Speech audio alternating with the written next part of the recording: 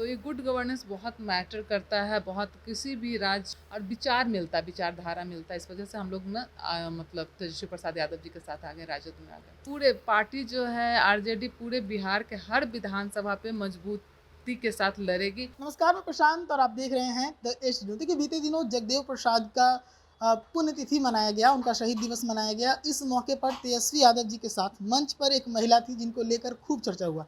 हालांकि मधु मंजरी किसी परिचय की मोहताज नहीं है, पटना में पहले से सामाजिक कार्यों में जुड़ी रही है, लेकिन एक बार फिर से जब चर्चा में आई हैं तो हम इनसे बातचीत करने के लिए आए हैं और इनसे जानेंगे कि राजद में इनका जो पैठ है वो कहाँ तक पहुँच रहा है और किस प्रकार से इनकी राजनीतिक जो है वो शुरुआत हुई। सबसे पहले मधु मंजरी जी, बहुत बहुत स्वागत है। काफ़ी चर्चा में आई तेजस्वी जी के साथ जब मंच पर नजर आई, क्या कहेंगे इस पर?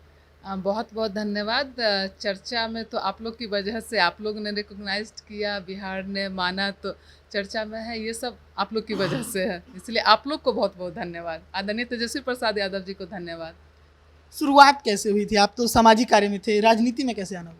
देखिए, सबसे पहली बात होता है कि अगर आप सामाजिक कार्य कर रहे हो तो कहीं न कहीं लोगों की जो बात होती है आगे तक पहुंचानी होती है। कभी प्रशासनिक हो या तो कभी संवैधानिक हो या तो कहीं भी न कहीं लोगों की ज़रूरत होती है। तो आप अगर कोई काम करते हैं समाज के लिए, महिलाओं के लिए या बच्चों के लिए, तो उनकी ज़रूरत को लेकर के हर जगह जाना होता है। तो धीरे-धीरे एक लाइन बनता गया। मैंने कभी ये नहीं सोचा था कि मैं राजनीति में आऊँगी।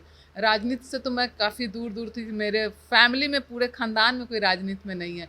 तो धीरे-धीरे जो सामाजिक कार्य करते हैं, कभी-कभी महिलाओं को लेकर के, बच्चों को लेकर के, किसी की ज़रूरतों को लेकर के, किसी को कहीं अन्याय हो रहा है उसको लेकर के, जब लोगों से मिलना जो, तो धीरे-धीरे एक लाइन बनता गया और लगता है कि बड़ा काम करने के लिए, बड़ा बदलाव करने के लिए एक है कि पॉलिटिक्स ऐसा चीज़ है कि गवर्नेंस ऐसा चीज़ है कि वो चाहे तो किसी भी चीज़ को, जैसे देखिए पहले दुबई क्या था और आज दुबई क्या है। तो ये गुड गवर्नेंस बहुत मैटर करता है, बहुत किसी भी राज्य हो या तो किसी भी विधानसभा से किसी वार्ड में एक सही वार्ड पार्षद बन जाता है तो उस वार्ड का कल्याण हो जाता है। सही विधायक बन जाता है तो विधानसभा, सही एमपी बनते तो कार्य करने की इच्छा शक्ति होनी चाहिए और काम करने की जो शक्ति होती है और इच्छा शक्ति होती है कि कुछ बदलाव की, तो उसको लेकर मुझे लगा कि नहीं, धीरे-धीरे लगा कि नहीं, मेन स्ट्रीम में आना चाहिए कि बड़ा बदलाव के लिए।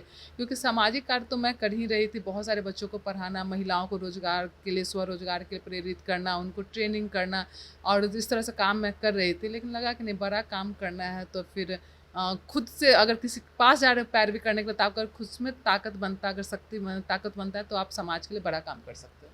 शुरुआत राजद से ही हुई या पहले कहीं और?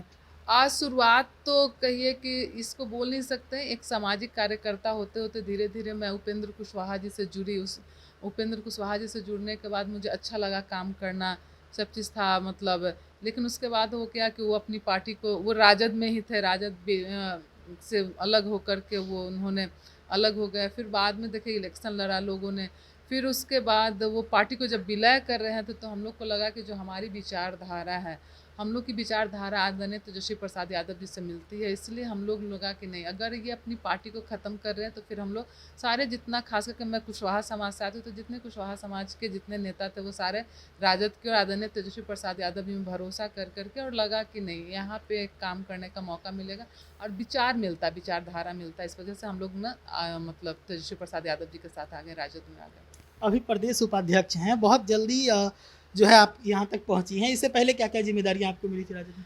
राजद में इससे पहले मैं प्रदेश की महासचिव थी, लेकिन महासचिव होने के बावजूद भी लगातार बिहार का दौरा लगा रहा। फिर अभी देखिए कि बक्सर में भी हमने बहुत कैंपेनिंग किया, लोगों को जोड़ने का काम किया। जब से मैं आई हूँ, जब से लगातार लोगों का, हर समय देखेंगे तो हम मतलब मेरे जरिए राजद में लोगों का ज्वाइनिंग का काम होता रहा।